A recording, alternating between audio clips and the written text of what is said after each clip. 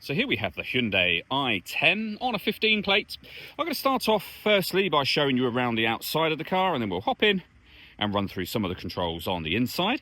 From the outside you can see it's a 5-door car with alloy wheels. We're going to start off inside the boot area of it. First of all, as we approach the back of the car, you can see we have plenty of boot space, especially given the size of the vehicle, and a 60/40 split folding rear seat should you wish to increase this space even further again.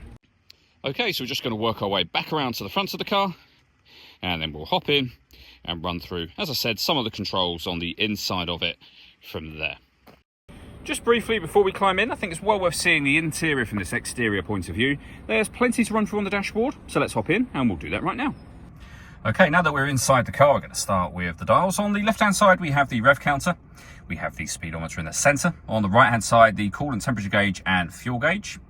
In the centre at the bottom, you can see the total miles for this car. They are only 15,789, so very low mileage. You can change the information displayed above that for various bits of trip computer info using the button just here. You can also reset your trip computer information too. You can pair your phone. We have our stereo controls and we have cruise control. Over in the centre, you'll find the main stereo. So we have a CD player. We have AM and FM radio. On top of the CD player, this car also has the ability to plug in auxiliary and USB devices, so plenty of ways to listen to your music in this car. The volume's adjustable on that dial to the left-hand side just there. You can also pair your phone. Just hit the number that corresponds with what you want to do, so connect a phone, pair a phone. In this case, cancel. Below that, we have our air conditioning. You can adjust the temperature, fan speed, and direction of the air.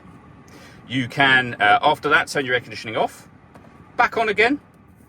You can recirculate the air that's in the car. That's a great way of heating it up or cooling it down quickly in here, depending on the temperature you've set over there. Otherwise, you're bringing in fresh air from outside. We have some storage in here, a 12-volt charging socket, auxiliary, and USB inputs, and your 5-speed manual gearbox. All that leaves me to say is thank you for taking the time to watch this video. If you'd like to come and see the car for yourself and have a test drive, please feel free to give us a call here at 7daysonly.co.uk. We'd love to hear from you soon.